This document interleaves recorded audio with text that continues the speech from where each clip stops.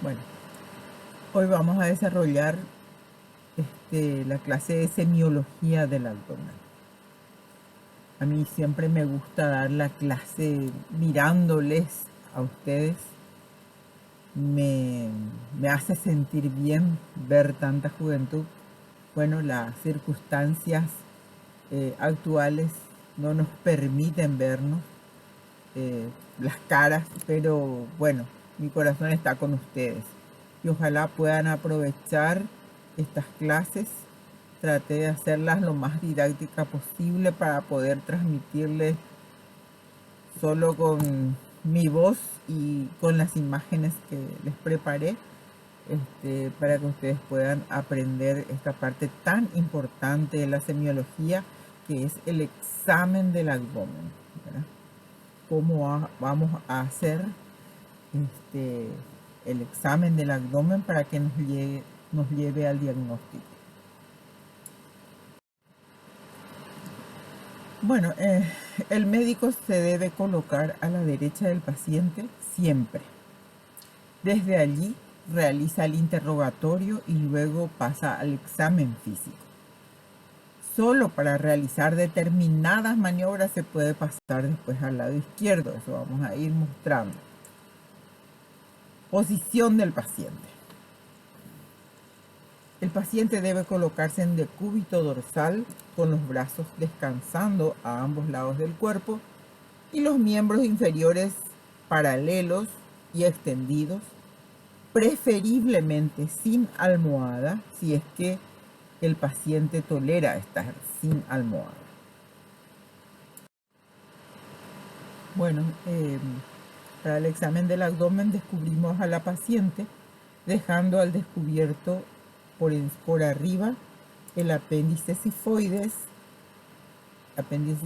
y ambos rebordes costales, y por debajo ambas regiones expuestas, ambas regiones inguinocrurales pasando por el pubis, ¿verdad? Entonces dejamos expuesto todo por la región del abdomen.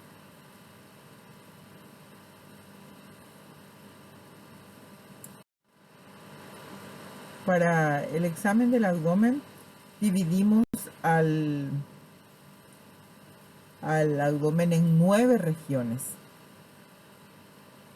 Hacemos entonces para esto 2 líneas horizontales imaginarias y 2 líneas verticales. Las líneas horizontales, la superior une ambos rebordes costales y la inferior las espinas ilíacas anterosuperiores. Las verticales pasan por la línea medio clavicular, o podemos tomar como punto de referencia también las líneas medio inguinal.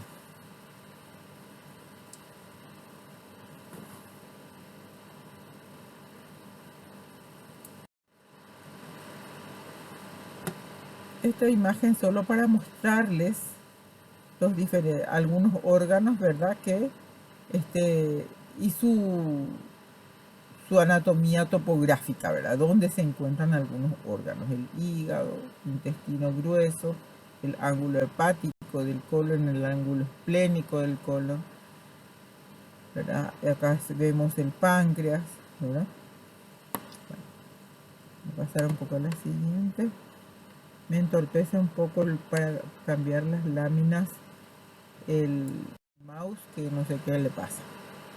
Bueno, acá vemos otra vez otra imagen en donde vemos también dividido ya, ¿verdad? Con las líneas imaginarias, dividido ya el abdomen en 9 regiones: el hipocondrio derecho, epigastrio, hipocondrio izquierdo, el flanco derecho, el mesogastrio o región umbilical y el flanco izquierdo. Al dorso tenemos la región lumbar izquierda, y en el otro lado también del flanco derecho al dorso está la región lumbar derecha. Luego tenemos la fosa ilíaca derecha, el hipogastrio y la fosa ilíaca izquierda. Entonces esto nos sirve para también ubicarnos, ¿verdad?, en los órganos que asientan en cada una de estas regiones y que pueden ser las primeras, o sea, es en lo primero que vamos a pensar que puede estar afectado cuando el dolor está localizado en cada una de estas regiones.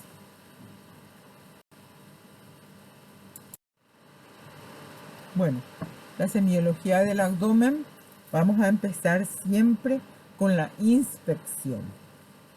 O sea que los pasos a seguir siempre en toda semiología abdominal y torácica a la vez también se inicia con la inspección, luego se hace la palpación, la percusión y la auscultación.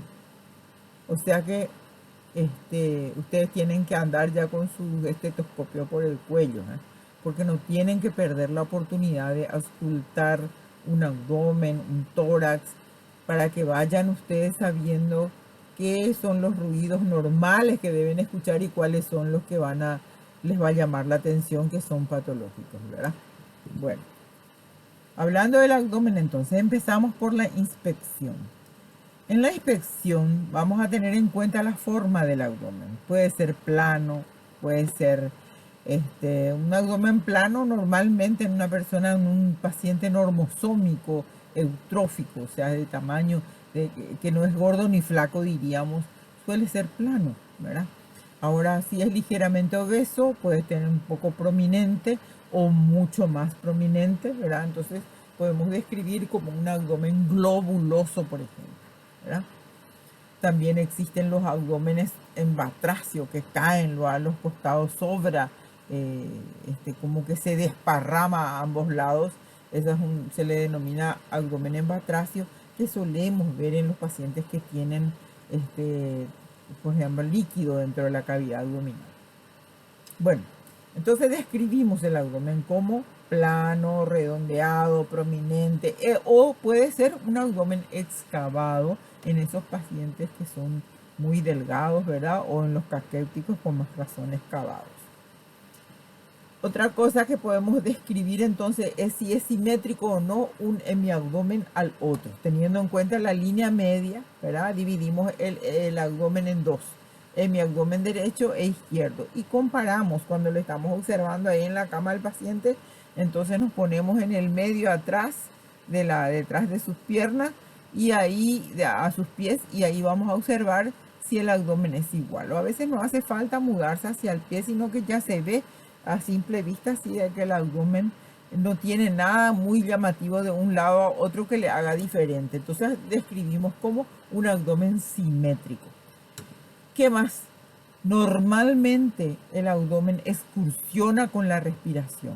Entonces, las mujeres, por ejemplo, tienen más cuidado al respirar, y seguramente por cuidar un poco más su estética, por costumbre, tiene una respiración más bien torácica. No es tan descuidada como el varón, que siempre el varón tíralo la panza, ¿verdad? Y, o sea que es mucho más evidente la respiración en el varón, es más abdominal que torácica. En las mujeres es más torácica. Pero siempre excursiona el abdomen con la respiración. Y eso tenemos que fijarnos, porque es importante describir si un abdomen está excursionando, normalmente excursiona con la respiración, es porque no está tan grave, ¿verdad? No está tan grave. Quiere decir que si está excursionando es porque está todavía más o menos bien, aceptablemente, el abdomen. Bueno, ¿qué más vamos a describir? Vamos a ver la cicatriz umbilical. Es importantísima. Esta cicatriz umbilical normalmente es una cicatriz invertida, ¿verdad? Si es que queremos describirla como cicatriz invertida, perfecta. No me gusta la descripción de normo inserta, que no sé quién dice, pero todos repiten a fin de año cuando rendimos normo inserta. Se me antoja nomás que alguien le tiró y le insertó ahí su cicatriz umbilical. No me gusta mucho esa expresión, pero bueno, paciencia. Sí, describiría como una cicatriz umbilical normal en todo caso, o invertida. Si llama la atención en algunos casos, por ejemplo, durante el embarazo o cuando hay líquido en la cavidad que está el abdomen distendido, puede estar una cicatriz umbilical aplanada, por ejemplo, y tenemos que describirla. La cicatriz está aplanada, ¿verdad? O a lo mejor una tumoración, una gran tumoración que está empujando y está haciendo que esa cicatriz se vaya aplanando. Entonces describimos como aplanada. O en los casos de que haya una hernia en el ombligo, como suele también hacerse evidente, por ejemplo, durante el embarazo, y eso se suele ver durante el embarazo que protruye un poco el ombligo porque hay una pequeña hernia umbilical que se hace más evidente durante el embarazo por el aumento de la presión intraabdominal. ¿Verdad? Que a veces cuando después de tener el bebé vuelve otra vez a parece quedar por lo menos más o menos normal, ¿verdad? Y si no le trae ningún trastorno, entonces se olvida hasta el siguiente embarazo. Entonces describimos la cicatriz umbilical. Otra cosa que vamos a describir entonces, si hay otras cicatrices que son cicatrices operatorias, la mayoría tiene una forma definida, está en un lugar, o es transversal, oblicua o longitudinal, pero vamos a ver después cómo describimos las cicatrices que son postoperatorias. Pero puede ser que tenga otro tipo de cicatrices, ¿verdad? Por algún otro motivo. Entonces vamos a describir nomás en qué parte del abdomen, en qué cuadrante del abdomen asienta, y vamos a describir su coloración, su longitud, su forma, su coloración. En todo caso vamos a describir, así como describíamos antes las piezas de anatomía patológica, el tamaño, la longitud, todas esas cosas. Bueno, perfecto, describimos nomás y el cuadrante donde se encuentra. También podemos ver si hay estrías en las mujeres, por ejemplo, después de los partos, después de los embarazos, suelen quedarse, a la mayoría hace estrías. Y las estrías al principio se ven bastante oscuras, violáceas. Y cuando pasa el tiempo se vuelven claritas, ¿verdad? Y entonces sabemos de que es una estría antigua. Se va volviendo más clara y brillosa. También podemos describir otro tipo de lesiones, ponerle que haya hematomas o quimosis, o puede haber signos de rascado, por ejemplo, o puede haber unas ronchas, unas pápulas o máculas. Bueno, entonces describimos lo que vemos en el abdomen, si hay algunas cosas que llamen la atención, y describimos si están en todo el abdomen o localizado en alguna zona del abdomen. Eh, las, Otra cosa que podemos observar también serían las dilataciones, ¿cómo se llama? La circulación colateral, que se ven como dilataciones varicosas que se ven, o sea, se hace evidente ahí debajo de la piel del paciente. Llama la atención eso, como se suele observar la circulación colateral en los casos, por ejemplo, de hipertensión portal, cirrosis, ¿verdad? Entonces, todo eso describimos. Eso en cuanto a la inspección del abdomen. Otras veces, por ejemplo, en algunos casos podemos ver la reptación, signo de reptación, se llama, ustedes vieron cuando hablamos de hernias estranguladas. Eso también se puede observar en un abdomen que está con un cuadro oclusivo. Vamos a ver la reptación, o sea, o vamos a ver el peristaltismo acelerado, ¿verdad?, del paciente, aumentado. Podemos observar eso. Bueno, justamente hablando de el abdomen excavado, ¿verdad? Este sería un abdomen bastante excavado, un paciente desnutrido, caquético prácticamente, y un abdomen globuloso que está bastante distendido, ¿verdad? Con una cicatriz, eh, con una cicatriz umbilical evertida, ¿verdad?, por la presión enorme intraabdominal, ¿verdad?, en donde vemos, por ejemplo, en el caso de una ascitis.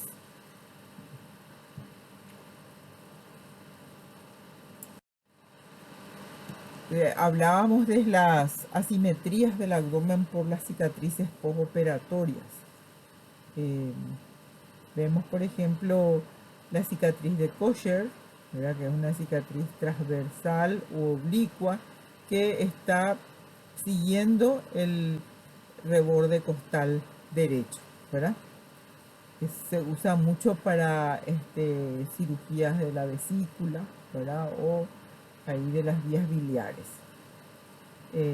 La cicatriz mediana, que se describe como supraumbilical, tomamos como punto de referencia el ombligo, y supraumbilical si está por encima, entonces esta es una mediana supraumbilical, ¿eh?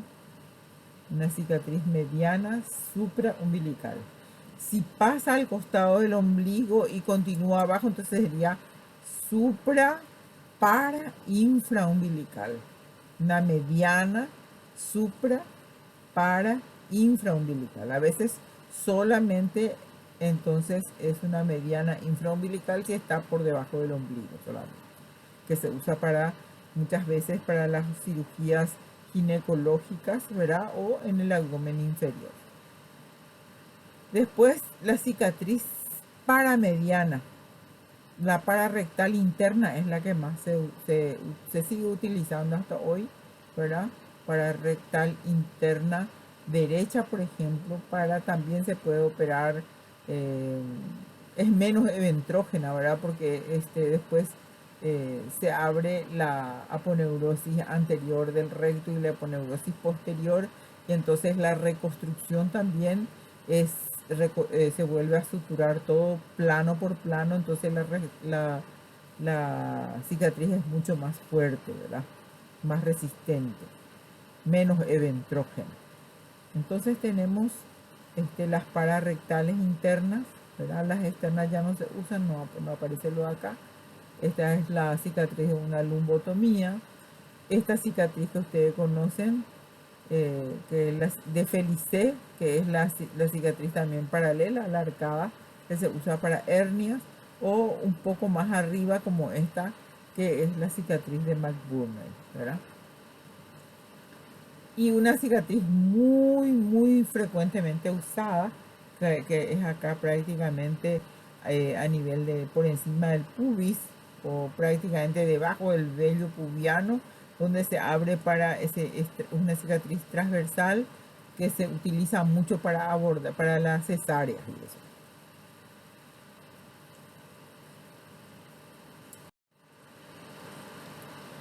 Acá ven ustedes, hablábamos de cicatrices retráctiles, que son las que realmente hacen que sean diferentes un hemiabdomen al otro. Además de la cicatriz retráctil que está haciendo que sea asimétrico el abdomen, también vemos las estrías, ¿viste? Se ven como brillosas, blancas, son estrías antiguas, ¿verdad? Y a propósito de cicatriz retráctil y bastante deformante, ¿verdad? Estos generalmente son secuelas de esas cirugías que tuvieron, por ejemplo, complicaciones de la pared, o que se tuvo que dejar abdomen abierto muchas veces. Entonces dejan este tipo de cicatriz que parece un mapa y realmente da un abdomen, un hemiabdomen diferente al otro. Por lo tanto, describimos como un abdomen asimétrico, ¿verdad? Ven las estrías, entonces cuando son claritas es porque ya son estrías antiguas. Vamos a ver un poco. Acá también, más o menos de este lado, no sé, tal vez por la luz que no es adecuada. Así, de este color más oscuro se verían las estrías más nuevas, ¿verdad? Las que son recientes, y más claras las que ya son antiguas, ¿verdad? Entonces, esta es una cicatriz umbilical normal, es invertida, y así la describimos. Circulación colateral, que no sé si van a poder ver desde todos los ángulos, pero acá por debajo de la piel se ven las dilataciones varicosas, ¿verdad? Esa es una circulación colateral paciente que tiene ascitis, un abdomen distendido, ¿verdad? Una cicatriz umbilical aplanada, como pueden ver, y bueno, todo, ¿verdad? En el contexto, y eso describimos entonces en la inspección. Cicatriz umbilical aplanada y circulación colateral. En las hemorragias peritoneales puede aparecer en la región periumbilical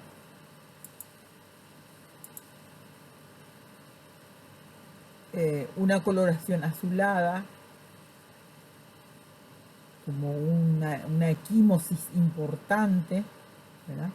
Que constituye el signo de Cullen, que se ve en un embarazo tubario roto, por ejemplo, ¿verdad? Es una gran coloración azulada, como un gran moretón, digamos, que está periumbilical, ¿verdad? Y se llama signo de Cullen. En las pancreatitis agudas necróticas hemorrágicas también, con sangramiento hacia el retroperitoneo, puede aparecer también una coloración azulada en la región lumbar, en ambas regiones lumbares, que se llama signo de Gray-Turner, ¿no? El signo de Cullen. Y cuando aparecen en las pancreatitis necróticas hemorrágicas, en la parte de las zonas lumbares, ¿verdad? Entonces se llama signo de Gray-Turner.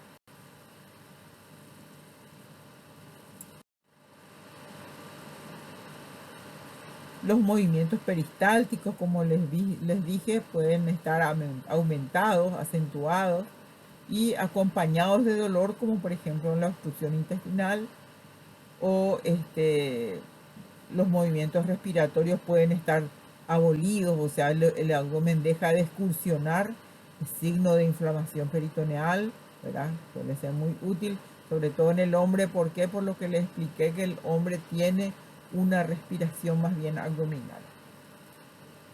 El vello pubiano, también importante describir eso, también me olvidé, describir el vello, ¿verdad? La distribución del vello pubiano, si el vello pubiano tiene una distribución normal de acuerdo al sexo y a la edad, ¿verdad? Por ejemplo, los varones suelen tener una distribución pilosa en rombo, sin embargo las mujeres son, la distribución pilosa es así en triangulito, ¿verdad? La inspección se realiza en reposo y con maniobras de esfuerzo y sirve para poner en evidencia hernias y eventraciones de la pared abdominal. Los tumores de la pared abdominal se hacen más evidentes durante la contracción de los músculos. Ese es el signo de Bouchard-Court. Signo de Bouchard-Court. Algunos de ustedes francés tal vez van a saber pronunciar mejor, pero yo pronuncio casi como leo, Bouchard-Court. Los de la cavidad disminuyen o desaparecen con esta maniobra. Siempre que se endurece entonces la pared abdominal, o sea, se contrae la pared abdominal. Bueno,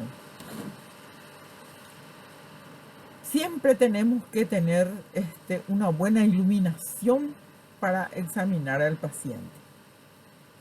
Hay que tener una buena iluminación para poder describir los detalles, sobre todo cuando tenemos un paciente ictérico. Eso hay que tener siempre buena luz. ¿Y qué es la buena luz? Preferiblemente debe ser una luz natural, ¿verdad? A veces es difícil tener buena luz natural en las salas del hospital, pero tenemos que tener luces bastante con buena potencia, hay que tener siempre, comprobar cuando le van a examinar a un paciente. Antes de tocarle al paciente tienen que comprobar, preguntarle si se fue a orinar, si es que tiene la vejiga cargada. Va a ser muy molesta, va a ser molesto el examen del abdomen y para el paciente, y también nos puede dar una idea errónea de lo que está ocurriendo en ese abdomen. Entonces Siempre el paciente tiene que evacuar su vejiga previamente al examen. También tenemos que hacerle sentir cómodo, ¿verdad? Vamos a pedirle, como les expliqué, colocar las extremidades superiores a los lados. Antes de iniciar la palpación también hay que pedirle que te señale exactamente en qué lugar le empezó el dolor o le está doliendo, y que si es posible le señale con un solo dedo la zona de dolor. Tiene que calentar la mano el médico, calentar la mano, calentar el estetoscopio, como para que no sea el frío del estetoscopio o el frío de las manos de ustedes la que provoque que el paciente reaccione o contraiga el abdomen y les dé una idea errada de lo que ustedes van a encontrar. Bueno, entonces tener en cuenta todos esos detalles, conversar con él con mucha calma, seguir conversando mientras ustedes le van examinando. Hay que siempre entretenerle al paciente. Esa es una maniobra semiológica muy importante, es el mantenerle distraído al paciente. Hay pacientes que tienen mucho miedo, ¿verdad? O que son muy cosquillosos. Entonces, uno tiene que estar entreteniéndole. Por eso, si se les acaba el repertorio de preguntarle al paciente algo sobre su patología o la patología que le trajo, entonces empieza a preguntarle de cualquier cosa, del ídolo actual, de la canción que más le gusta, del fútbol, que los varones enloquecen con el fútbol, del último partido, de la chica más hermosa, de cualquier cosa. Pero ustedes tienen que seguir conversando con el paciente, o sea que tienen que entrenarse para eso, para encontrar tema de conversación con el paciente, porque a ustedes les va a ser muy útil de que él esté distraído mientras ustedes están profundizando después en el examen de su abdomen, y van a poder saber con exactitud si ese abdomen tiene una contractura de su pared, tiene una defensa muscular, o es un paciente que tiene dolor localizado en tal cuadrante, y si tiene dolor al descomprimir el abdomen también. Pero va a ser fidedigno si es que ustedes están entreteniéndole. Él no tiene tiempo de saber, de estar pendiente, no está pendiente de lo que ustedes están haciendo con su abdomen. Porque al mismo tiempo que van examinando, ustedes van conversando con el paciente. A veces hay pacientes que son difíciles de entretener, entonces le haces contar, por ejemplo, de 2 en 2, de 3 en 3, o le haces multiplicar, o le haces contar las tejuelas del techo, cualquier cosa. Algo tenés que buscar para que se entretenga tu paciente, mientras tanto vos seguís tocándole. Bueno, esa es una gran cosa que hay que tener presente entonces cuando vamos a palpar ya la abdomen. Entonces, vamos a hacer una cosa. Primero calentamos la mano, calentamos nuestro estetoscopio y seguimos charlando, y vamos a empezar palpando el abdomen. Un ratito porque tengo que usar mi... Vamos a empezar palpando el abdomen, haciendo una palpación así como ven acá, con la mano extendida, ¿verdad? A plena mano, suavemente, superficialmente, pasamos por todo el abdomen.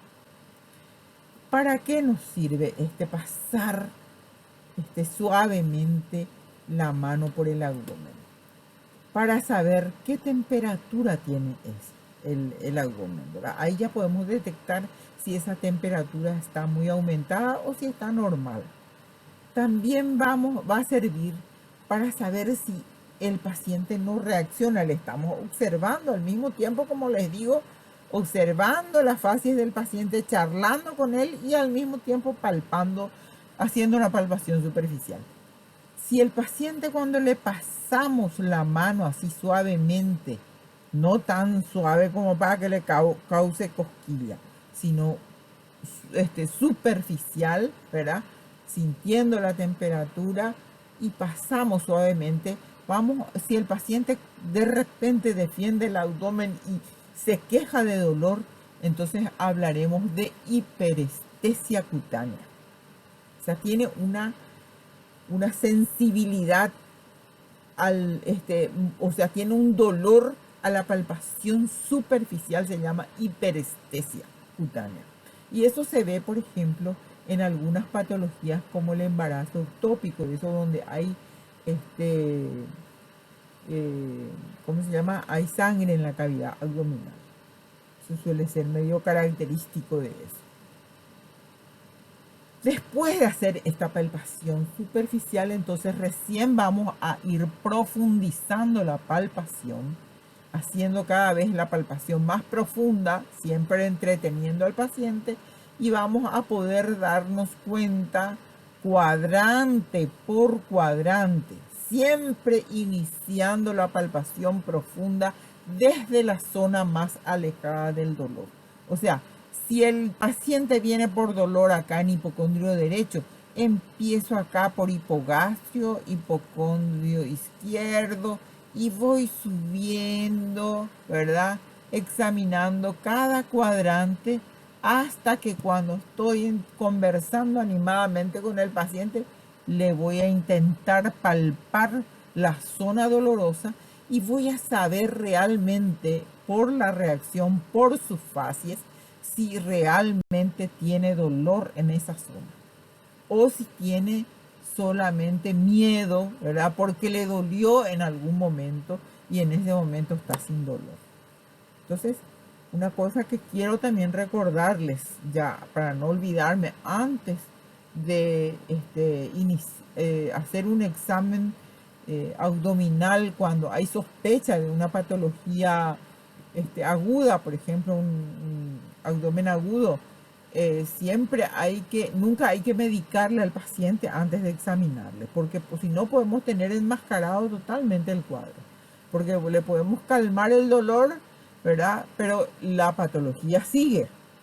O sea, por ejemplo, en una apendicitis que no tenga dolor porque vos le calmaste el dolor, no quiere decir que no continúa su apendicitis, ¿verdad? ¿Y qué va a hacer? Lo que va a hacer es que a lo mejor te vas a quedar tranquila porque está sin dolor, no le vas a dar mucha bolilla, pero su patología sigue y puede llegar a complicarse con una perforación, con una peritonitis, sin que todo porque vos le estás medicando a tu paciente antes de tener un diagnóstico. Entonces no vayan a calmar nunca el dolor abdominal antes de tener el diagnóstico. Se le pone suero, se le hace todo el tratamiento, o sea que toda la contención al paciente, pero no se calma el dolor. No se calma hasta que hagamos un examen completo del abdomen. Bueno, esos son cortes comerciales, pero importantes, porque me quiero olvidar, después no les digo en algún momento. Entonces, en la palpación profunda, siempre iniciando de la zona alejada del dolor, ¿verdad? Empezamos allí y vamos conversando y entreteniendo al paciente con la conversación. Le vamos a seguir insistiendo en la palpación cada vez más profunda de cada uno de los cuadrantes hasta que llegamos a la zona afecta y intentamos, o sea que seguimos palpando y vemos si realmente el paciente hace un gesto de dolor o defiende su abdomen. Porque a veces allí justamente vamos a hablar. Hay pacientes que defienden su abdomen por el dolor. Eso es normal, ¿verdad? Pero ahí vamos a hacer la salvedad de que cuando el paciente defiende el dolor, defiende el abdomen por dolor, quiere decir de que eso es una cosa voluntaria, ¿verdad? Voluntaria. Él está defendiendo porque le duele y no quiere que le siga doliendo, entonces contrae el abdomen para defender su abdomen. Pero la contractura que se presenta, por ejemplo, en la peritonitis es involuntaria. O sea que por más que nosotros le entretenemos a este paciente, no se va a vencer esa contractura, porque es involuntaria la contractura. Es por irritación peritoneal. Entonces la diferencia entre contractura abdominal que se ve en una peritonitis o una defensa abdominal, en defensa muscular. Entonces es cuando el paciente tiene dolor en esa zona, pero endurece voluntariamente el abdomen, ¿verdad? Endurece porque vos, al tocarle en esa zona de dolor, el paciente defiende su abdomen. Entonces recuerden siempre que la contractura no puede vencerse porque es involuntaria, pero la defensa sí se puede vencer con una maniobra semiológica, que es simplemente entreteniéndole al paciente, ¿sí? Bueno, entonces la palpación profunda. También podemos comprobar si hay órganos que están aumentados de tamaño, por ejemplo el hígado, que normalmente no se palpa, ¿verdad? Se pierde ahí debajo del reborde costal. Cuando está aumentado, sí podemos palpar y vamos a medir a cuántos traveses de dedo del reborde costal se palpa. Y así vamos a describir. Vamos a decir, por ejemplo, se palpa hígado a un través de dedo o a 2 traveses de dedo, ¿verdad? Del reborde costal, del lado derecho. Entonces, o puede ser el vaso, que estaría acá en el lado izquierdo, ¿verdad? Entonces también tendríamos en cuenta el reborde costal izquierdo y a cuántos traveses de dedo del reborde costal izquierdo sentimos o palpamos el vaso. Entonces, vísceros megalias. También puede ser tumores, ¿verdad? Ya dijimos de la pared abdominal, como hernias y ventraciones, o puede ser tumores intraperitoneales o tumores retroperitoneales, ¿verdad? Que a simple vista vos ves que están abombando ahí, pero cuando contraen el abdomen, si son de cavidad, van a desaparecer. Con más razón, va a disminuir, por lo menos va a disminuir un gran tumor abdominal retroperitoneal, por ejemplo, va a disminuir igual cuando se contrae el abdomen, la pared abdominal.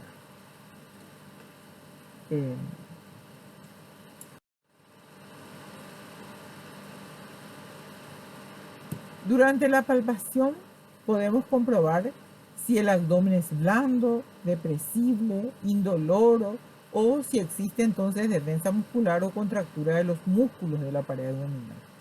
Y la defensa muscular, esto lo está repitiendo lo que ya les dije, la defensa muscular es voluntaria. Podemos diferenciar de la contractura muscular, que es involuntaria, distrayendo al paciente con la conversación. La defensa puede ser vencida, no así la contractura abdomen en tabla que se ve en las peritonitis. Otro signo característico de la peritonitis es el dolor a la descompresión en todo el abdomen. O sea que palpás el abdomen, ¿verdad? En todo el abdomen, donde palpás, apretás, alargar, duele. Apretás, largás, duele. Apretás, largás, duele. En todo el abdomen, cuando hay este signo de dolor a la descompresión, se llama signo de irritación peritoneal generalizado, Genu de Mussy. Ese es el signo de irritación peritoneal generalizado que se ve en las peritonitis generalizadas. Peritonitis.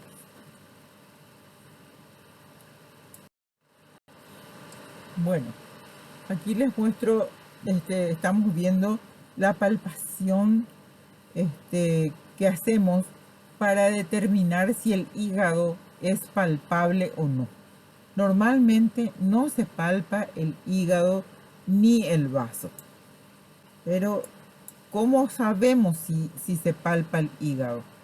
Hay patologías en donde nos interesa saber a ver si está aumentado el hígado, ¿verdad? Porque estamos pensando en determinada patología y entonces decimos, bueno, acá puede ser que haya hepatomegalia y tengo que comprobar. Entonces, ¿cómo hacemos? Si no es muy evidente que al palpar el abdomen sentimos luego ya una tumoración acá que sospechamos que es hígado, el hígado excursiona con los movimientos respiratorios.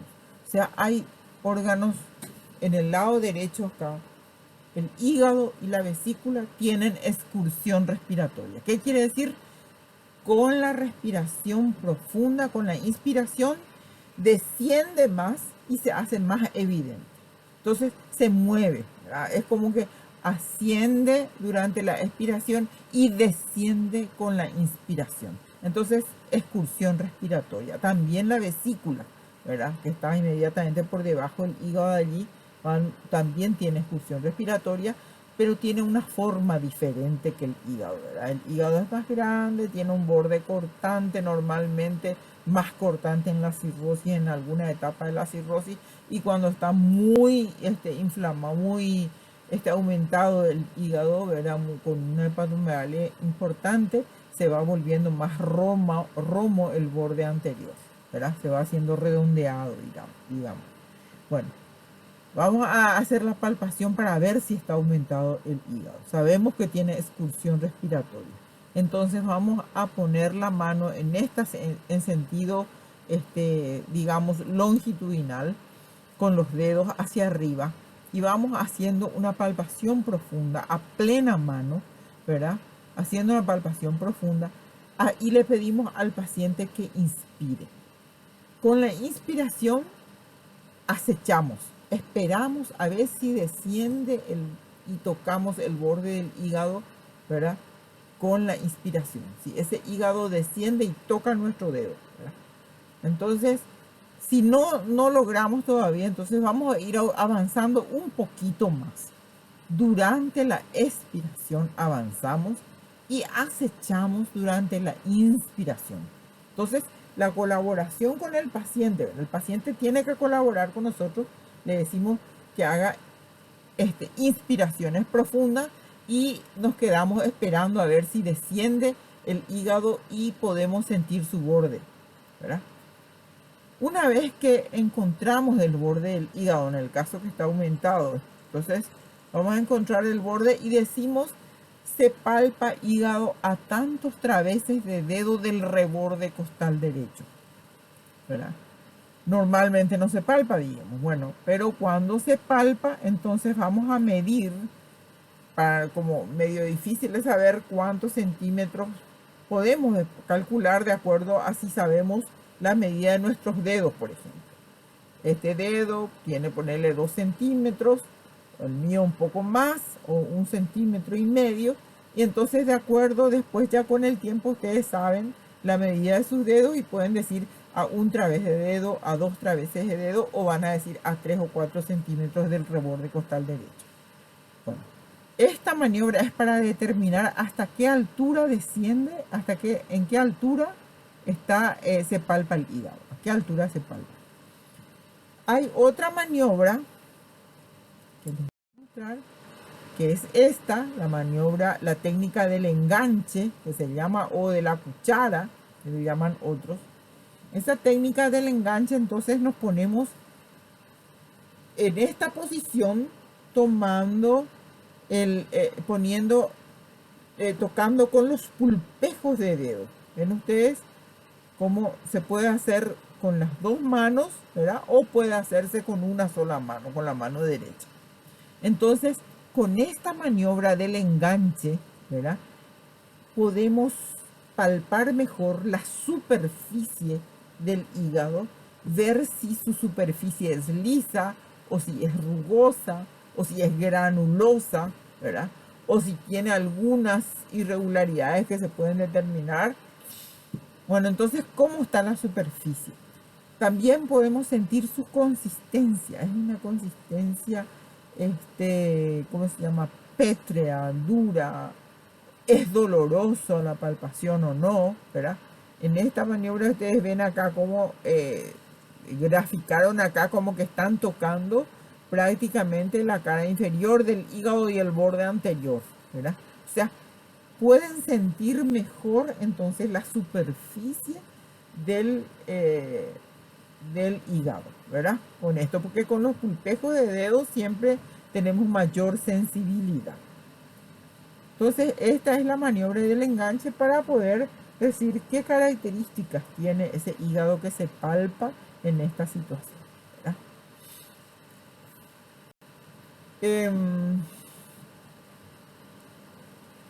Esto durante en las clases prácticas van a poder seguir insistiendo un poco más. Es difícil a veces explicar, eh,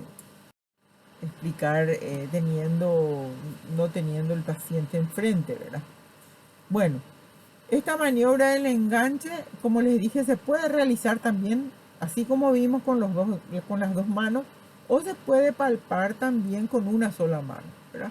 Pero acá el paciente en decúbito dorsal, el médico a su lado, al lado derecho, y está sentado palpándole entonces su hígado, ¿no? Entonces, pero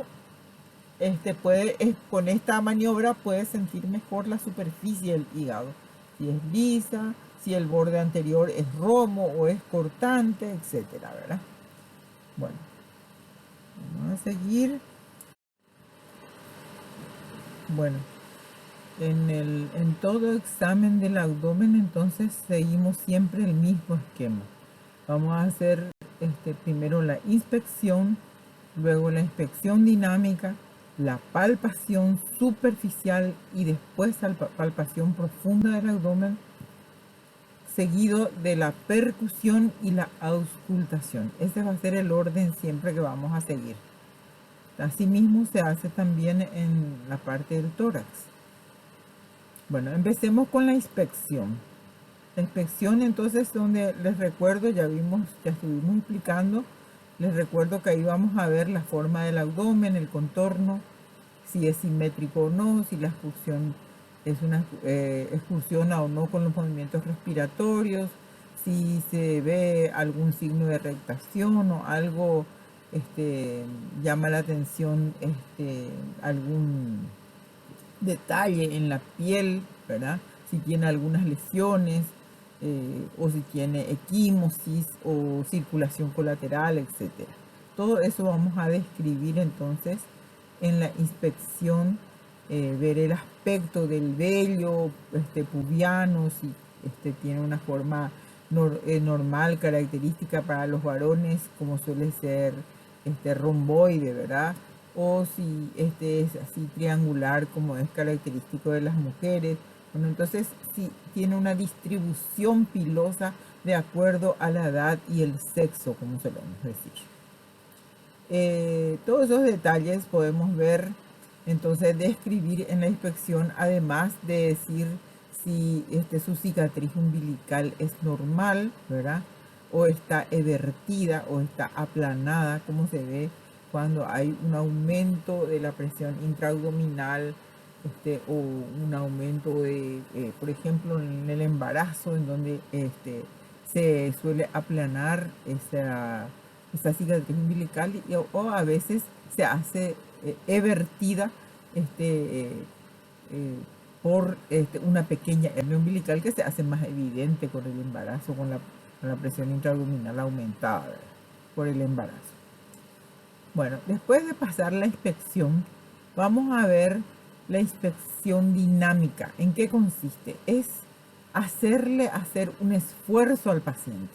Ese esfuerzo que le pedimos al paciente que haga, que es hacer un esfuerzo en el abdomen como si fuera que va a defecar, o se le hace toser, o se le hace levantar la cabeza, con lo cual entonces contrae la pared del abdomen. Con esa contracción de la pared abdominal podemos visualizar si hay tumores que se hacen más evidentes, que entonces corresponderían a la pared, ¿verdad? Si el tumor se hace más evidente con la contracción del abdomen, quiere decir de que está en la pared abdominal. Y si es que esa tumoración que estábamos observando se reduce o desaparece al contraer el abdomen, entonces quiere decir que corresponde a la cavidad, no a la pared. ¿Verdad? Entonces, esto es importante hacerle, por ejemplo, las mujeres frecuentemente presentan diástasis de los rectos, que al mirarla así voy a decir, bueno, tiene un poco prominente su abdomen, un poquitito, le digo igual a la paciente, pero no es muy evidente cuando no le haces hacer el esfuerzo.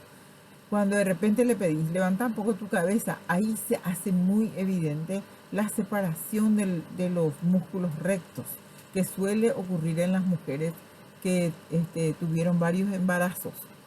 Entonces, allí se ve una tumoración como cilíndrica que, ¿cómo se llama? Eh, Está por encima del ombligo, ¿verdad? Es supraumbilical y es cilíndrica, así ocupa la línea media. Y esa, van a ver, no se van a olvidar de la diastasis de los rectos cuando le hacen contraer el abdomen a una paciente multípara. Eh, También luego pasamos a la palpación superficial, que ya hablamos de esto también, en donde vamos a sentir la temperatura del abdomen, vamos a hacer una palpación a plena mano, suavemente, superficialmente, pero no tan suave como para despertar también la cosquilla en el paciente, porque a veces cuando te toca muy suave te da cosquilla, ¿verdad? Entonces hay que ser suave, pero sin apretar mucho, pero un pasaje así suave, y con eso sí es que detectamos de que eso despierta dolor en el paciente. Entonces estamos ante una hiperestesia cutánea que suele observarse en ciertas patologías como son, por ejemplo, cuando hay sangre en la cavidad abdominal, por ejemplo, un embarazo ectópico complicado, etc. Bueno, eh, luego pasamos a la palpación profunda y vamos a empezar a palpar desde la zona más alejada del dolor, por supuesto, a plena mano. Tenemos que ir profundizando. Mientras profundizamos la palpación, le tenemos que ir entreteniendo al paciente, porque recuerden que la mejor maniobra semiológica para poder tener una buena palpación con un buen resultado en la palpación es entretener al paciente. El entretenerle con la conversación sin que se dé cuenta el paciente, podemos a lo mejor palparle profundamente en la zona que él estaba defendiendo cuando estaba consciente. Porque acuérdense que la defensa muscular es consciente, es voluntaria. Sin embargo, cuando esa defensa no se puede vencer, eso en general es contractura abdominal realmente. Porque la contractura es involuntaria. La contractura vemos, por ejemplo, se le llama incluso abdomen en tabla, ¿verdad? Eso es involuntario y se observa o se encuentra generalmente en la peritonitis generalizada. Entonces, la mejor maniobra es el entretenimiento del paciente con la conversación. Mientras le estamos palpando, estamos hablando con el paciente, buscando cualquier tema. Si ya se nos agotó el interrogatorio de la causa que le trajo al paciente, de su historia clínica, que tiene que ser bien detallada. Entonces buscamos cualquier tema. Fútbol, si es un varón, que seguro se prende, o a las mujeres algún churro, qué sé yo, del que esté en ese momento, que sea un actor de cine o un cantante, o a lo mejor a la mayoría le gusta también el fútbol, y bueno, cualquier tema, o la peluquería, y hay que entonces conversar, o sea, conversar continuamente con la paciente, observando también su reacción, sus facies, ¿verdad? A ver si tiene facies de dolor o no en determinadas zonas del abdomen cuando le palpamos. Bueno, todo eso es un arte que van a ir aprendiendo a medida que vayan viendo pacientes. En biología no vamos a poder aprender sin pacientes. O sea que pueden ir ustedes preparándose para el momento en el que podamos retornar al hospital y ver pacientes. Entonces vamos a dedicarnos más a la parte práctica, pero ya ustedes van a estar sabiendo, ¿verdad?, lo que vamos a buscar y lo que vamos a preguntar y todo, porque de acuerdo a la patología hay preguntas claves que hay que hacer tanto en la historia como también cosas que hay que buscar en el examen físico. Entonces, traten de estudiar ahora, prepararse para cuando tengamos nuestros prácticos con el paciente. Bueno, después de la palpación profunda vamos a pasar a la percusión. Y ahí lo primero que tenemos que hacer es empezar la percusión buscando la matidez hepática. La matidez hepática tiene que estar presente siempre, ¿verdad? Si la matidez hepática desaparece. Entonces quiere decir de que probablemente hay alguna perforación de víscera hueca. ¿Qué quiere decir eso? Se perforó en alguna parte el tubo digestivo. Como hay gases en su interior, entonces hay pasaje de gas del tubo digestivo hacia la cavidad virtual. La cavidad abdominal es una cavidad virtual y que esa cavidad se hace una cavidad real cuando hay pasaje de aire hacia o sea, que escape de aire del tubo digestivo, de gas. Entonces, vamos a tener neumoperitoneo. ¿Y qué pasa? Como el aire es más liviano, entonces las asas en este caso el hígado, queda separado de la parrilla costal. Por eso es que se, se- donde tiene que estar mate es sonoro, ¿verdad? O sea, la parte del tórax, como se empieza a percutir desde el tórax, desde el cuarto, quinto espacio intercostal, entonces percutimos en cada espacio intercostal, venimos percutiendo seguido, de repente tiene que volverse mate. La sonoridad del tórax y luego pasa a ser mate. Pero resulta que en este caso no encontramos matidez, entonces quiere decir que el aire está separando la parrilla costal del hígado, entonces desaparece la matidez hepática. Y eso hace un diagnóstico de perforación de víscera hueca. Entonces así podemos tener, por ejemplo, un paciente que está muy distendido, un abdomen que está súper distendido con hipersonoridad en todo el abdomen, que quiere decir que sus asas están súper dilatadas, pero está presente la matidez hepática, quiere decir que no se perforó. Por más que esté súper dilatado todo el abdomen distendido por sus asas dilatadas, todavía no hay perforación si es que se sigue percutiendo el hígado, se percute la matidez hepática. Bueno, entonces, en la percusión, y también van a ver que en algunos casos podemos encontrar, ¿cómo se llama? Dentro de la donde el abdomen tiene que ser todo sonoro, vamos a encontrar de repente que se vuelve otra vez mate y podemos entonces hacer diagnóstico también de ascitis o de tumoraciones, ¿verdad? Depende de la curva de concavidad que tenga nuestra matidez en el abdomen. Y eso vamos a ver enseguida con más detalle. Bueno, otra cosa que es importante también acá es que vamos a pasar a finalmente a la auscultación del abdomen, en donde vamos a oír los ruidos hidroaéreos. Los ruidos hidroaéreos son como similares a agua que corre con burbujas, así como tenemos que comparar con el ruido del estómago cuando estamos con hambre, pero siempre no es tan así. A veces el ruido del estómago es audible a distancia. Bueno, normalmente, si es que es así, normalmente no es tan fuerte, pero sí se puede ocultar, se puede escuchar con el estetoscopio, ¿verdad? Entonces, lo normal es que haya entre 3 a 5, por eso que en algunos 3 a 5 ruidos por minuto, en algunos libros van a encontrar 35, parece que dicen, no, le falta la A nomás entre el medio, 3 a 5, ponele máximo 10 ruidos hidroaéreos. Por encima de 10 ruidos hidroaéreos por minuto está bastante aumentado los ruidos. Y eso generalmente hay hiperperistaltismo cuando en las gastroenteritis, y eso por ejemplo en los cuadros clínicos, gastroenteritis, o puede haber aumento en la intensidad, ¿verdad? Y acompañados de dolor en los casos de obstrucción intestinal y eso, ¿verdad? Bueno, entonces lo que sí, cuando hay casos en que hay alguna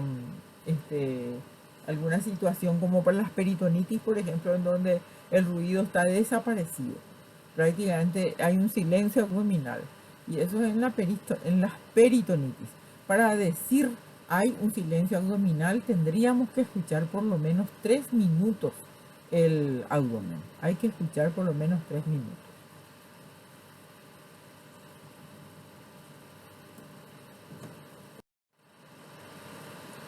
En la semiología del abdomen también tenemos que comprobar, por ejemplo, vamos a aprender a palpar si una tumoración corresponde o no al riñón. ¿Ya? Los riñones tienen contacto lumbar. Entonces, sensación de ocupación de la fosa lumbar por una masa. Colocamos la mano, como vemos acá. El paciente está hacia acá su cabeza y hacia acá el pie. Esta es la mano del examinador que se usa hacia el abdomen y la otra está acá en la fosa lumbar metida, ¿verdad? La punta de sus dedos está cerca de la columna del paciente, tomando a plena mano, empujando hacia arriba la zona lumbar. Y con la mano derecha está palpando el abdomen y sintiendo una tumoración en esta zona. ¿Cómo sabemos de que esta tumoración que está acá corresponde a riñón o a hígado, por ejemplo? ¿Se acuerdan que el hígado tiene excursión respiratoria? Ya sabemos ya que, bueno, acá encontramos una tumoración que no tiene excursión respiratoria, pero queremos saber esto porque está en el intestino, está en dónde está, dentro de la cavidad abdominal o está acá en la zona lumbar. ¿Corresponde o no a riñón? Entonces vamos a hacer esta maniobra, ¿verdad? Colocando la mano que está, en este caso, acechando en la parte posterior, en la zona lumbar, con los dedos tocando casi por lateralmente a la columna y a plena mano empujando más bien con la mano izquierda entonces la zona lumbar y con la mano que explora en el abdomen vamos a empujar ese tumor hacia abajo y vamos a sentir, si sentimos en esta mano la presión de esa tumoración al empujar con la mano derecha, sentimos que esa tumoración toca nuestra mano izquierda y cuando largamos regresa, desaparece de nuestra mano la sensación de contacto en nuestra mano izquierda y acá descomprime, ¿verdad? Entonces desaparece acá y vuelve a apretar y volvemos a sentir. Entonces eso es contacto lumbar y es el que se denomina peloteo. Cuando los riñones, cuando esa tumoración corresponde a riñón, tiene contacto lumbar y tiene peloteo. O sea que cada vez que descomprime su mano, o sea que retira su mano exploradora y la mano que está palpando el abdomen retira, vamos a sentir que nuestra sensación en la mano izquierda desaparece, ¿verdad? Del contacto desaparece y cuando vuelve a comprimir sentimos otra vez, ¿entendés?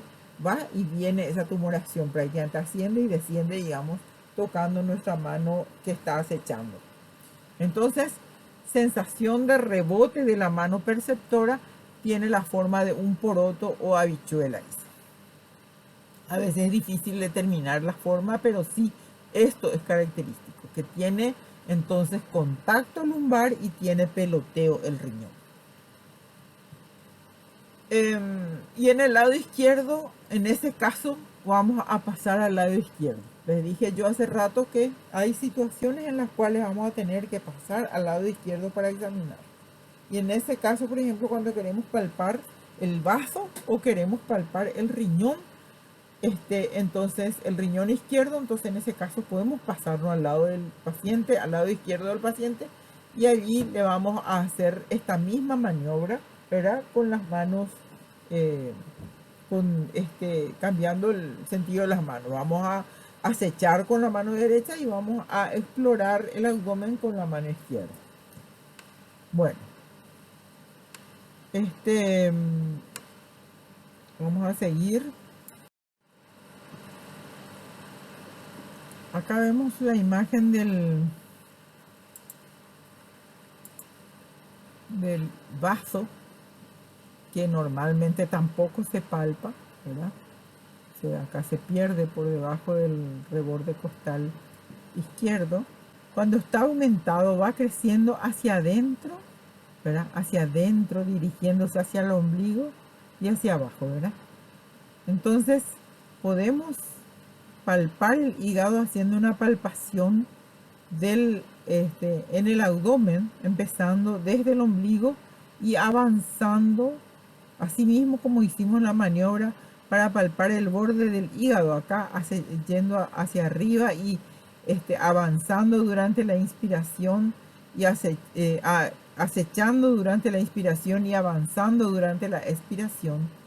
Asimismo también vamos a hacer la misma maniobra, pero empezamos en el ombligo y vamos ascendiendo hacia el reborde costal izquierdo hasta palpar, en el caso hasta si encontramos aumentado el tamaño del vaso, ¿verdad?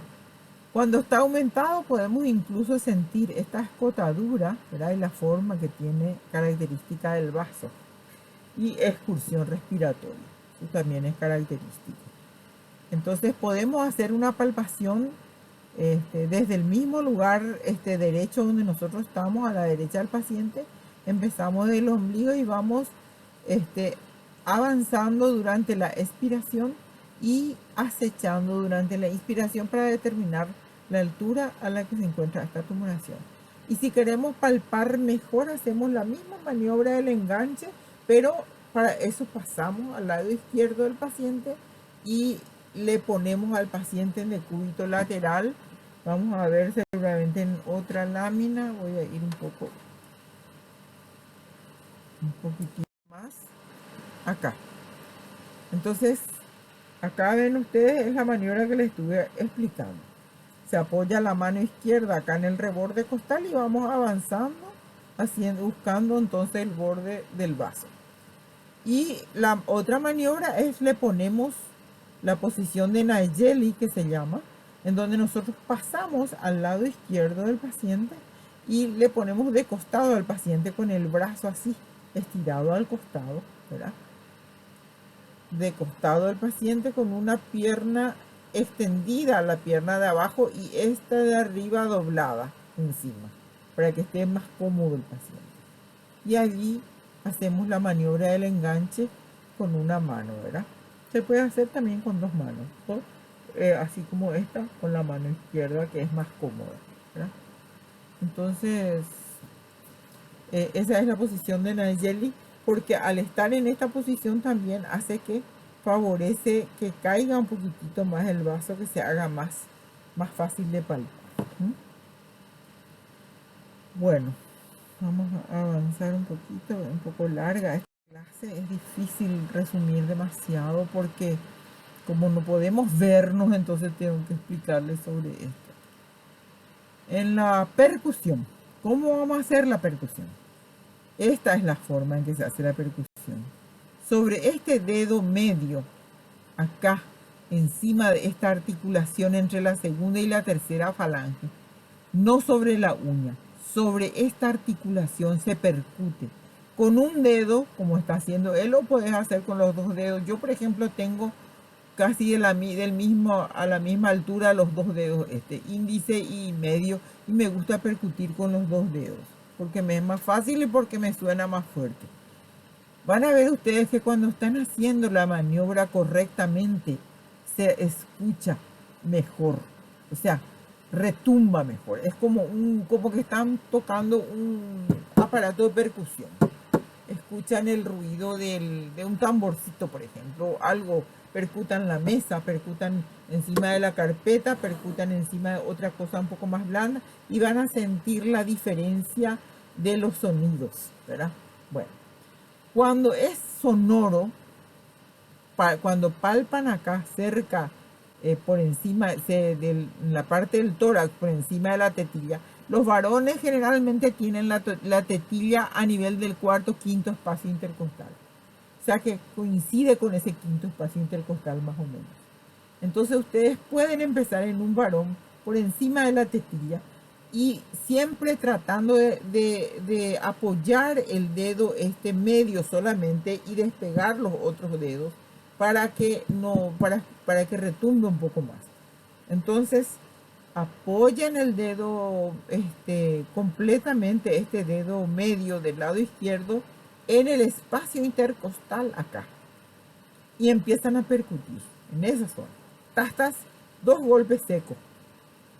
Casi inmediatamente tienen que bajar al siguiente espacio intercostal. Tastas, otros golpes secos, ¿verdad?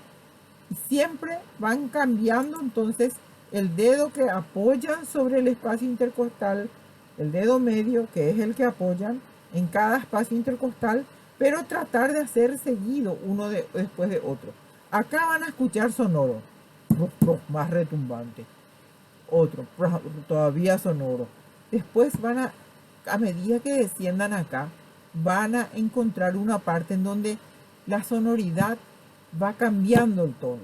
O sea que de muy sonoro se vuelve un poquito menos sonoro, que sería la parte de la cúpula del hígado que no está pegada a la pared, ¿verdad?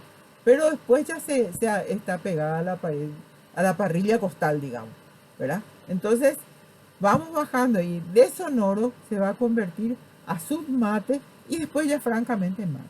Si hacen seguidamente tastas, tastas, tastas, va a ser seco, va a ser ese sonido diferente que no retumba, es el sonido mate.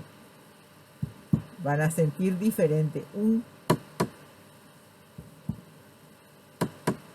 ¿verdad? No tan evidente así, pero van a sentir que no retumba, no resuena tanto. Ese no es sonoro ya es mate. Y entonces van a tener más o menos unos cuantos centímetros hasta el reborde costal, más o menos normalmente se mantiene la matidez hepática. Y después se vuelve otra vez sonoro en el abdomen, ¿verdad? Y van a escuchar. ¿Ah? Bueno, entonces sonoro en el tórax, encima del hígado es mate y después se vuelve otra vez sonoro cuando seguimos percutiendo el abdomen. Entonces empezamos más o menos en el cuarto espacio intercostal derecho y vamos descendiendo siempre apoyando el dedo medio y percutiendo acá entre la segunda y la tercera falange del dedo medio. Golpes secos, ¿verdad? Seguido uno de otro. Bueno, esa es la percusión para ver si se mantiene la matidez hepática. Con eso también podemos determinar si está aumentado o no el hígado, ¿verdad? Porque entonces aumenta. Ponerle, en vez de tener 10, tiene 14, ¿verdad? Así. Vamos a ver el siguiente. La percusión del hígado se inicia entonces en la línea axilar anterior derecha. Esta línea axilar anterior derecha. O un poquitito por dentro, igual, siguiéndola hacia abajo hasta que la resonancia del pulmón sea sustituida por la matidez hepática. Luego sigue esta matidez hasta que sea sustituida otra vez por la sonoridad abdominal. Habitualmente la zona de matidez hepática se extiende desde el quinto espacio intercostal hasta el reborde costal. Ya dije y repetí eso. Bueno.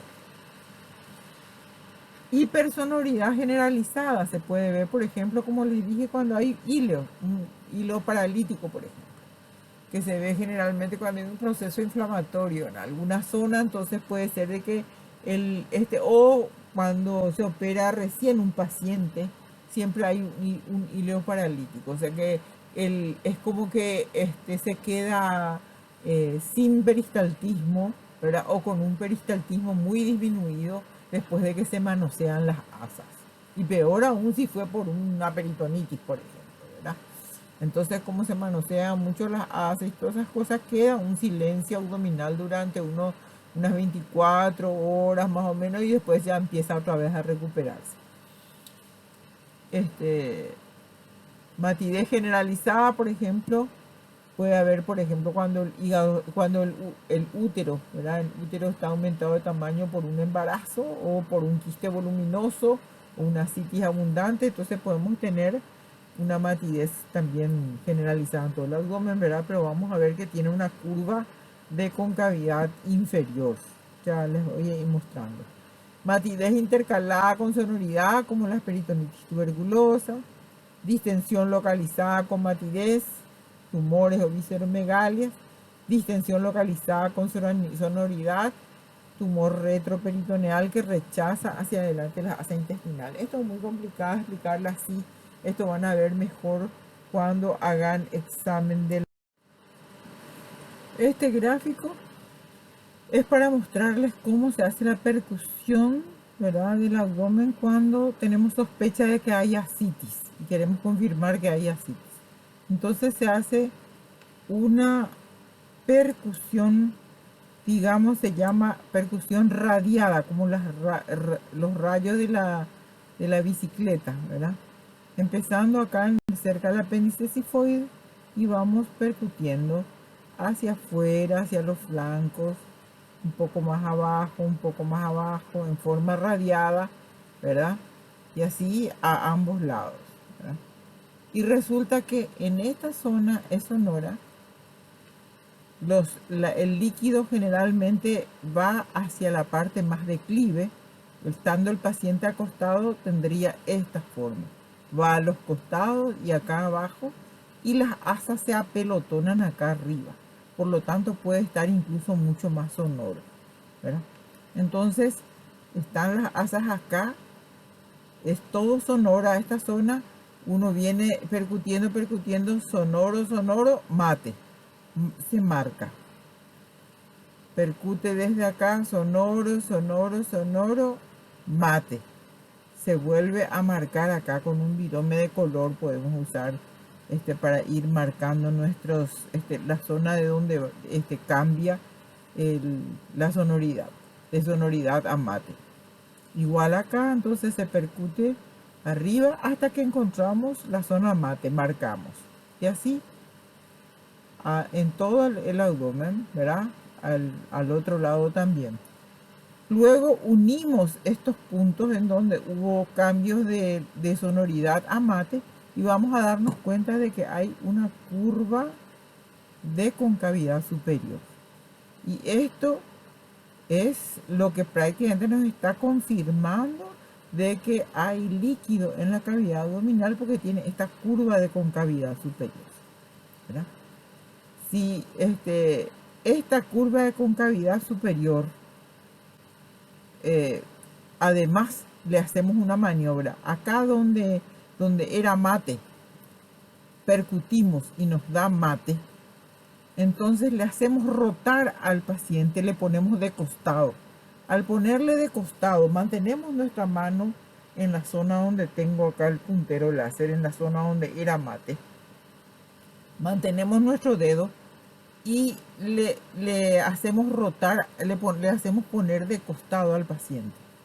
Entonces, de tal forma que quede hacia arriba la parte que era mate, ¿verdad? La parte, o sea que si estoy percutiendo acá del lado derecho, le voy a dar la vuelta hacia el lado izquierdo al paciente.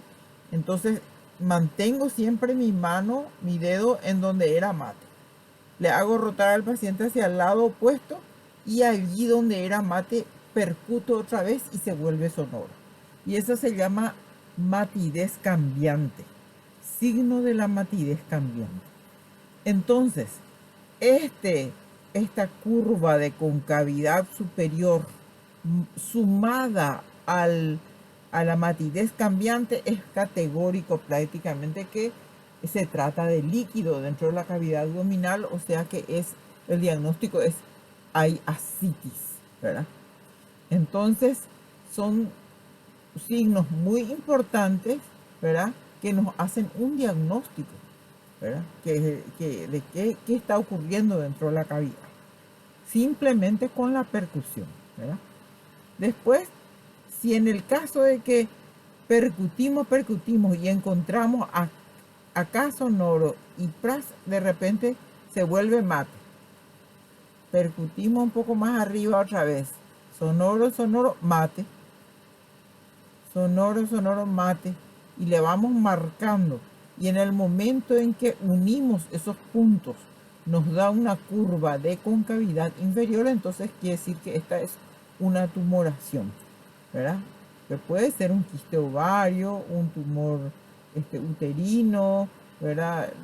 O cualquier otro tipo de tumor, pero se vuelve entonces mate, ¿verdad? De concavidad, la curva de concavidad es inferior, entonces se supone que es una tumoración, ya sea un quiste ovario o un útero aumentado de tamaño. ¿Ves? Entonces, eso es lo que vamos a hacer con la percusión. En esto es lo mismo, la prueba de la matidez cambiante más la curva de concavidad superior nos hacen el diagnóstico de ascitis, solamente con nuestra maniobra de la percusión, ¿verdad?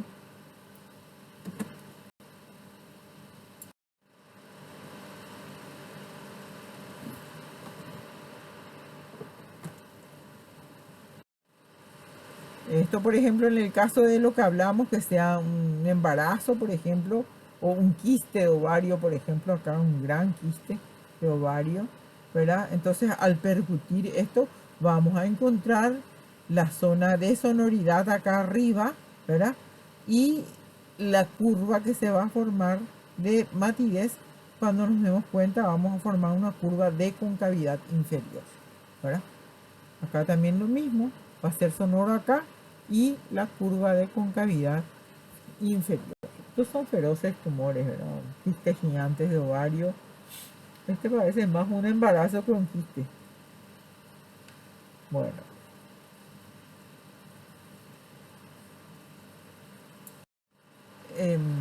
en la auscultación, normalmente los ruidos hidroaéreos son de 3 a 10 ruidos hidroaéreos por minuto. Eso es lo que normalmente hay. O sea que 3 a 7, 3 a 5, 3 a 7 o máximo 3 a 10 ruidos hidroaéreos por minuto es lo normal. Si está por encima de eso, entonces vamos a hablar de que hay ruidos hidroaéreos aumentados, como por ejemplo ocurriría en el caso de una gastroenteritis, por ejemplo, ¿verdad? Cuando nosotros tenemos dolores en el abdomen y sentimos que el ruido hidroaéreo está aumentado, ¿verdad?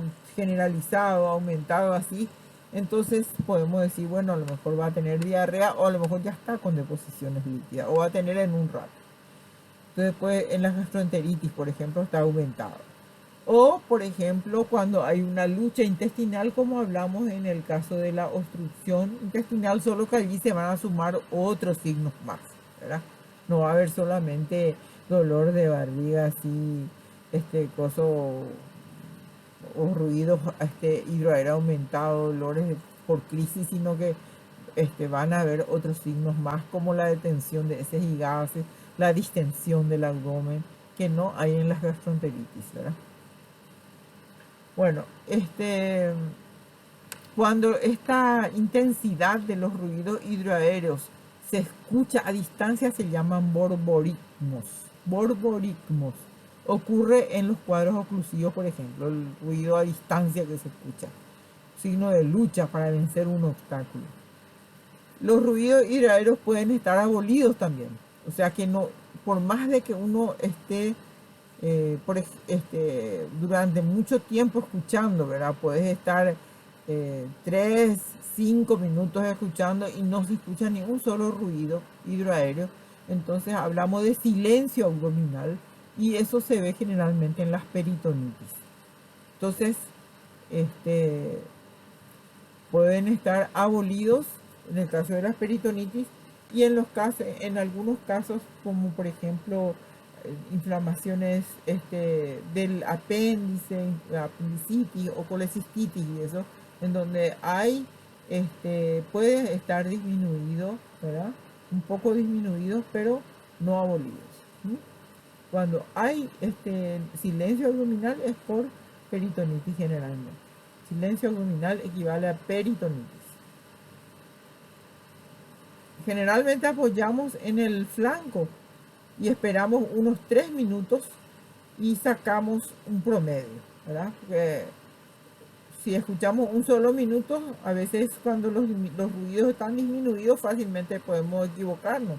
Entonces mejor cuando están normales con un minuto puedes escuchar eh, sin problema los ruidos, ¿verdad? Y puedes contarlos. Pero cuando hay dudas de si está disminuido o desaparecieron los ruidos verdaderos, entonces por lo menos 3 minutos tenemos que escuchar, es lo mínimo. Siempre tienen que apoyarse bien el estetoscopio, apoyarse, profundizar un poco. Cuanto más gruesa sea su pared, más tenemos que comprimir. En un paciente obeso no podemos poner tan superficialmente como ponemos en un paciente flaquito como este. Tenemos que comprimir un poquito más la membrana para poder concentrarnos y escuchar los ruidos. Nunca termina el examen del abdomen si no hacemos esta maniobra que está haciendo el doctor, ¿verdad? El paciente sentado, ¿verdad? Con las piernas colgando a un lado de la cama y el doctor al costado, entonces da 2 golpes con un puño cerrado en la zona lumbar. O sea, esta es la zona que llamamos fosa lumbar, ¿verdad? Entonces, de un lado y del otro, lado derecho e izquierdo. Siempre se hace de los dos lados. Entonces, cuando no tiene dolor el paciente, es puño percusión negativa. Y si despierta dolor, estos golpes secos, tostos, se dan los dos golpes acá, 2 golpes acá. Entonces, si tiene dolor, es puño percusión positiva, que puede ser bilateral o puede ser de un solo lado, unilateral. Entonces le decís de qué lado, ¿verdad?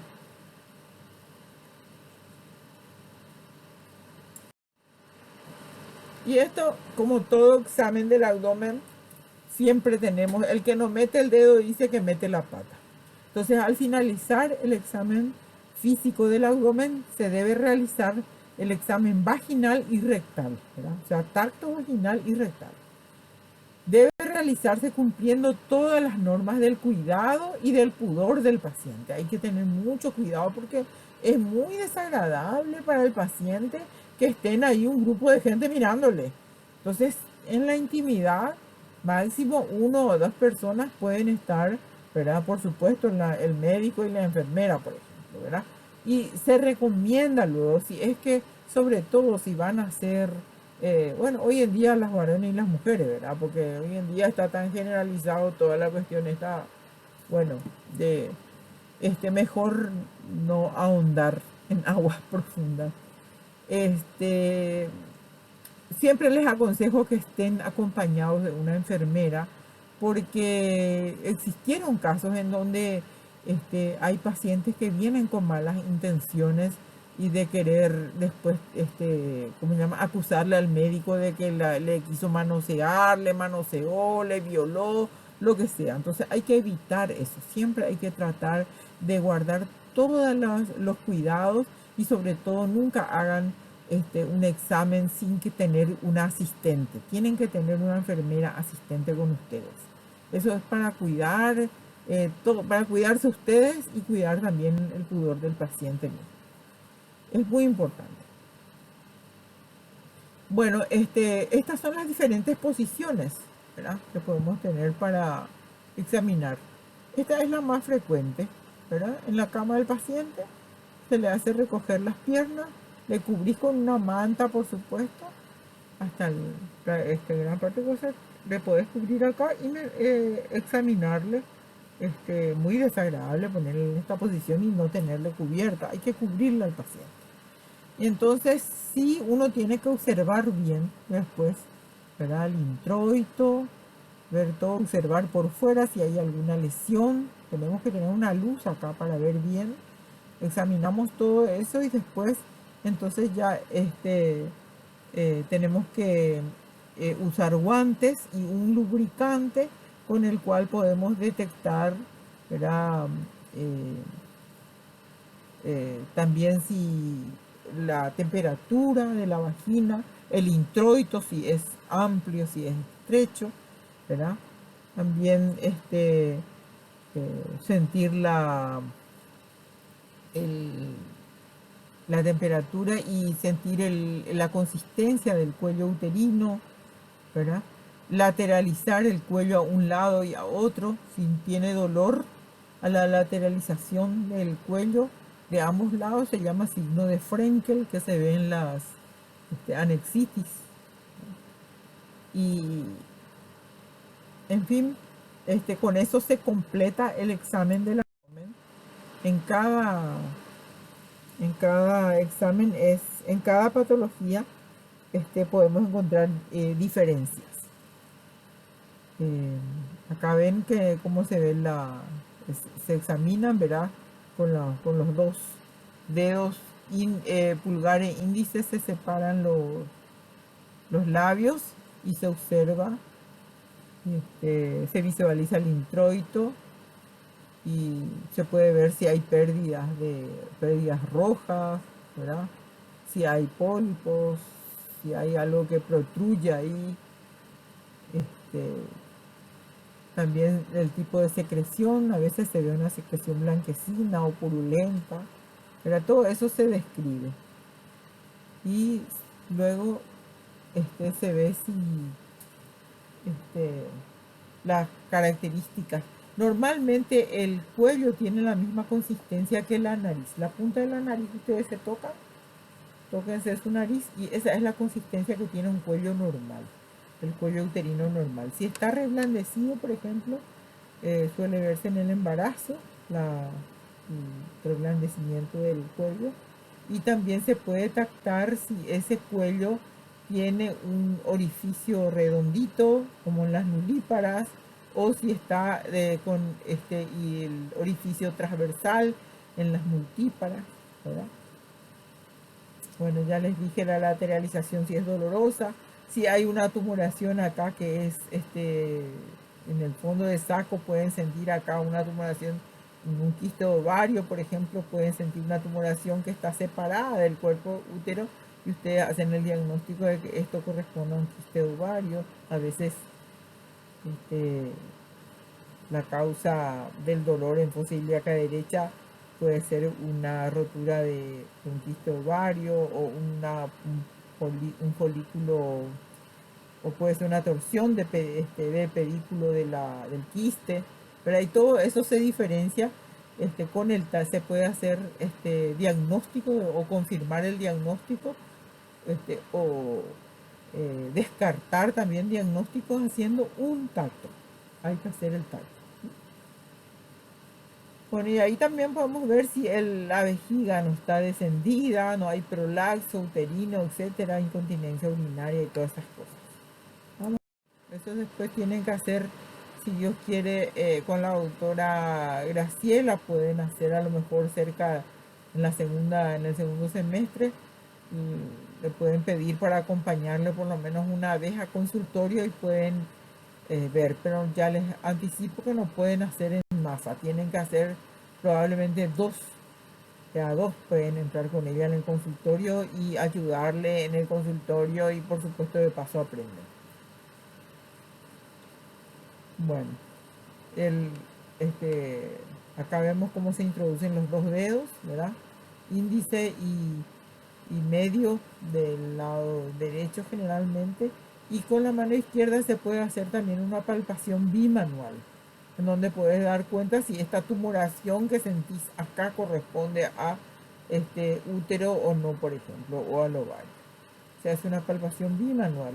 Una está explorando desde el abdomen y la otra desde la vagina. Bueno, este es mi perro porque ustedes también tienen derecho a ver cosas lindas. Y este es mi perrito Pango cuando tenía 2 meses. Él tiene un ojo celeste y el otro lado tiene un ojo marrón. Y esto es cuando él tenía un añito, hermoso. Y acá ya cuando tenía 2 años ya estaba más grande, más brujito, con la cara más, qué sé yo, más marcada. Y ahora no les traje la nueva. Está con 6 años y vino siempre.